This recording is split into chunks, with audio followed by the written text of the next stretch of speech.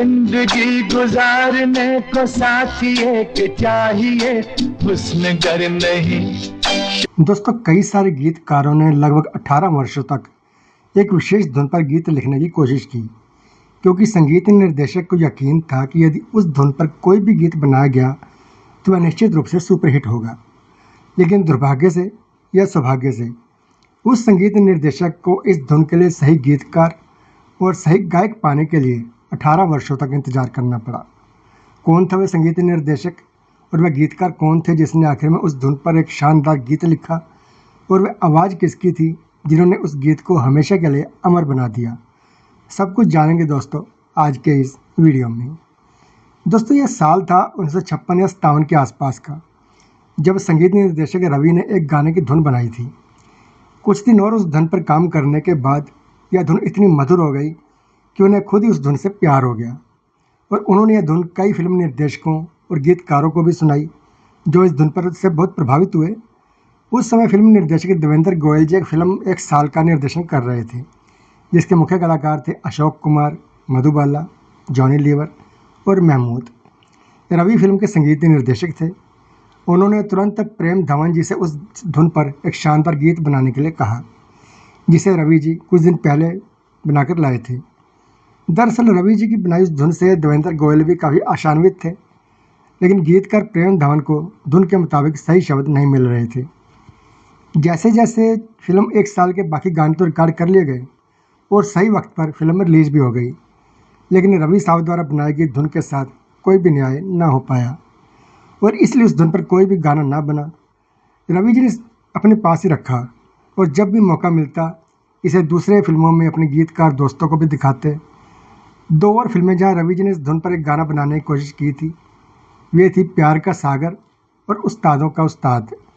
दोनों फिल्में तो रिलीज हो गई, लेकिन उस समय भी उस धुन पर कोई गाना नहीं बन सका। इस तरह 50 और 60 के दशक खत्म हो गया और 70 के दशक का मध्य था, जब फिल्म निर्देशक देवेंद्र गोयल एक और फिल्म बना रहे थे। फिल्म का नाम था एक महल हो सपनों का। मुख्य कलाकार थे धर्मेंद्र, अशोक कुमार, शर्मिला टैगोर और लीना चंद्रवरकर। संयोग से फिल्म के संगीत निर्देशक थे रवि और गीतकार थे साहिर लुधियानवी। शीर्षक गीत के रिकॉर्डिंग के दौरान, जिसे रफ़ी साहब और लता जी ने गाया था, तीनों एक साथ बैठकर इस फिल्म की रिकॉर्डिंग पर विभिन्न मुद्दों पर चर्चा कर रहे थे। फूलों भरा आंगन हो और साथ हो अपनों का। तभी अचानक देवेंद्र गोयल जी को रवि जी की वह पुरानी धुन याद आ गई, और उन्होंने उनसे पूछा कि आपने उस धुन का इस्तेमाल किस फिल्म में किया है। रवि जी अचानक उदास हो गए और बोले, नहीं, वह धुन तो अभी भी मेरे पास है। उन दोनों की बातें सुन रहे साहिर लुधियानवी जी ने उस धुन को एक बार सुनने का आग्रह किया। धुन को कुछ बार सुनने के बाद साहिर साहब अपने घर चले गए और अगले दिन उस धुन पर कुछ खूबसूरत बोल लेकर आए, जिसे रवि जी ने वर्ष 1956 में बनाया था। गाने का एक एक शब्द उस धुन पर बिल्कुल स्टिक बैठ रहा था। अब हर किसी के मन में ये सवाल था कि गाना गाएगा कौन। उस समय तक रफ़ी साहब और किशोर दा ने फिल्म के लिए 2 अलग अलग गाने रिकॉर्ड किए थे, और लता जी ने केवल फिल्म का शीर्षक गीत ही गाया था। उन तीनों ने गाना गाने के लिए किशोर दा को लाने का फैसला किया, और रवि जी, जो गाने से अति उत्साहित थे, उन्होंने एक महिला संस्करण का भी अनुरोध किया। लता जी ने फीमेल वर्जन रिकॉर्ड किया।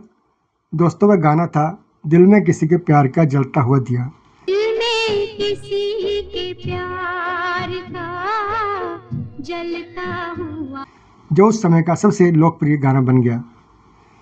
लेकिन एक और गाना जो बहुत लोकप्रिय हुआ था, जो आज भी हमारे दिल के बहुत करीब है, वह है किशोर दा का एक सैड सॉन्ग, और गाना ये है। देखा है जिंदगी को कुछ इतना करीब से। एक महल सपनों का ने बॉक्स ऑफिस पर औसत कमाई की थी, लेकिन फिल्म के गाने आज भी किसी भी संगीत प्रेमी के दिल में हैं और हमेशा रहेंगे।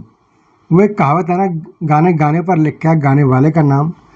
अगर ये गाना 50 के दशक में रिलीज हुआ होता तो किसी को नहीं पता था कि उस समय गाने का प्रभाव लोगों के दिलों पर कैसा होता। लेकिन 70 के दशक में किशोर दा की मखमली आवाज़ का कोई भी गाना ज़बरदस्त हिट होता था, और इतना खूबसूरत कंपोजिशन जो किशोर दा को मिला, गाने में परफेक्शन लाने के लिए किशोर दा ने अपना दिल और जान पूरा लगा दिया। किसी के प्यार का जलता हुआ। यही कारण है कि 70 के दशक को आज भी हिंदी सिनेमा का स्वर्णिम युग माना जाता है। ऐसा कहा जाता है कि फिल्म का शीर्षक गीत सबसे पहले किशोर दा और लता जी ने रिकॉर्ड किया था, लेकिन फिल्म के निर्माता को जब पता चला कि फिल्म में रफ़ी साहब का केवल एक ही गाना है और किशोर दा के 4 गाने, तो फिल्म के निर्माता ने फिर से मोहम्मद रफ़ी द्वारा फिल्म का शीर्षक गीत रिकॉर्ड किया, क्योंकि रफ़ी साहब 60 और 70 के दशक में धर्मेंद्र जी के लिए ज़्यादा गाने गाते थे। तो दोस्तों, यह था आज का वीडियो। अगर वीडियो पसंद आया हो तो लाइक कीजिए, शेयर कीजिए और ऐसे ही और वीडियो देखने के लिए हमारे चैनल को सब्सक्राइब जरूर करें। धन्यवाद।